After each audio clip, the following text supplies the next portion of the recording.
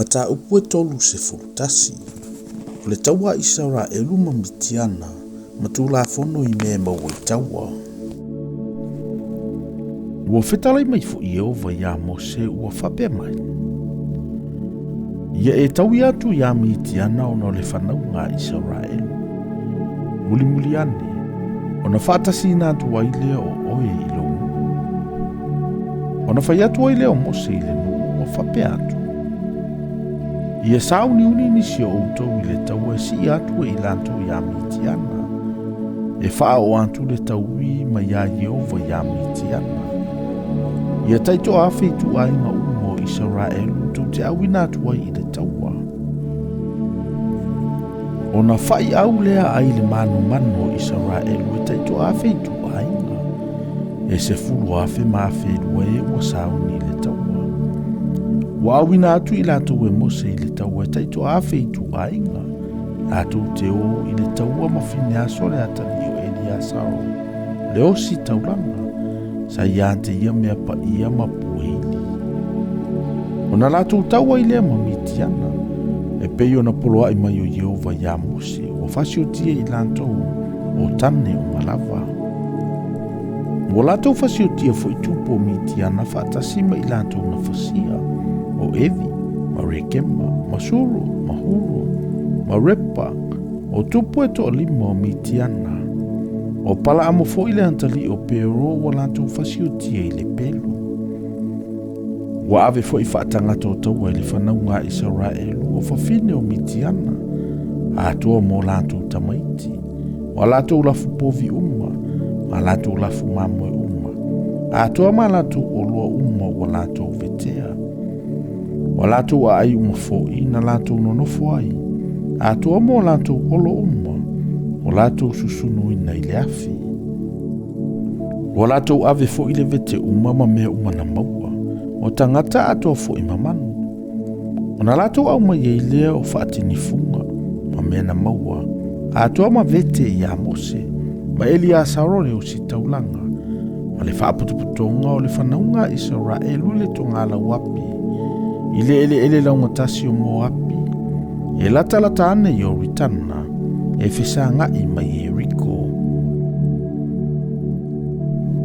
Ona watu leo Mose ma Eliasaro leo si taulanga.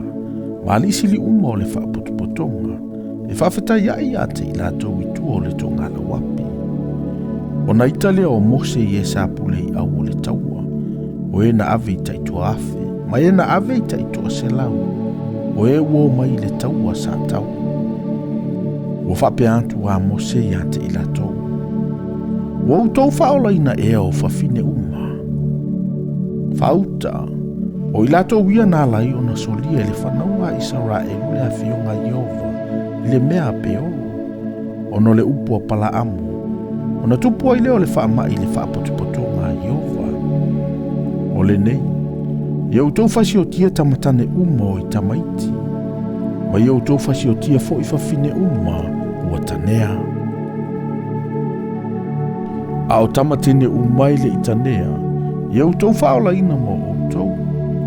A o outou foi, tau teno no foi tu o le tonga la wapi aso e fitu. Ai sena na fasiotia se tasi, ai sena pa ia tu foi se tangata oti. Tau te whaamama ina outou I le aso tolu ma le aso fitu. O outou atoa mo outou tangata o taua. Iau tau whaamama ina foi ofu uma, ma mea uma ua whaia I pao. Ma mea uma ua whaia I furufuru oti. A toa ma mea uma ua whaia I la au. Ua whaia tu fo I Eliasaro le o si taulanga I au no atu I le taua. O le sauninga le nei o le tulafono na poloa I mai ai Iova ia Mose.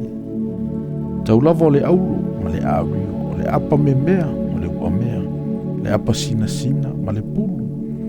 O mea uma I le awhaina I le afi tau te tu I le afi. Na mama I lea. Ai ui lava I lea ia whamama ina pe I le vai moe o le anga. A o mea uma I le anga I le afi tau te tu I le vai.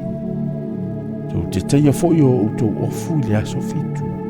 Na mama I le o outou muli ani. Tau o mai I le tonga la wapi. Ona fetalai mai leo Iova ia Mose ua whape mai. Ia e faitau mai le ato o toa o mea na maua i le vete. O tangata ato o mamano. O oe ma elia sarole o si taulanga. Ma matai sili o le whaapotopotonga. Ma iou tou vailuanga le muina. O mea na maua mo i latou. E na whaia le taua. Ma latou o atu e tau i le taua. Atoa ma le whaapotopotonga uma. Ia utou vaea mai fo i se taulanga ia Iova ai au na o i le taua. Ia taitasi ai le tainimo se lau o mea. Tangata, povi ma asini. Atoa ma mamoe. La latou vaenga ia au mai ai le taulanga. Ma vatu ia Elia Sarole o si taulanga e whaima taulanga si ia Iova. A o le vaenga mea le whanaunga Israelu. Ia e au mai ai, ia taitasi le tailima ngā fulu o mea. Tangata, ma povi, ma asini, ma mamoe. O manu ma lava, ma vatu ai i sa levi. O e ua tausi le tausinga o le malu malu i Iova. Ona whaia le Mose ma Elia Sarole o si taulanga. E pe ona polo ai mai ai o Iova i a Mose. O mea na maua, o toi o vetena maua e au o le taua. O mamoe ono se lau afe ma afe fitu se furu ma afe lima.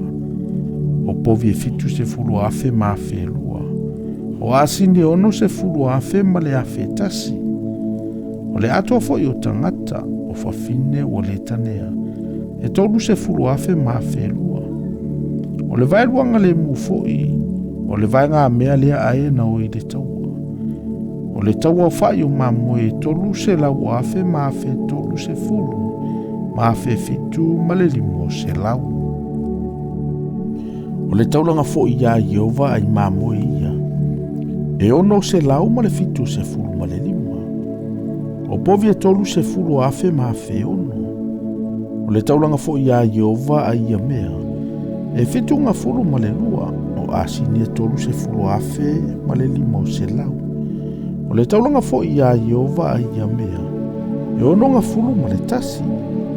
O tangata se fulu afe ma afe ono. O le taulanga fo i a Iova ai a te ilatou.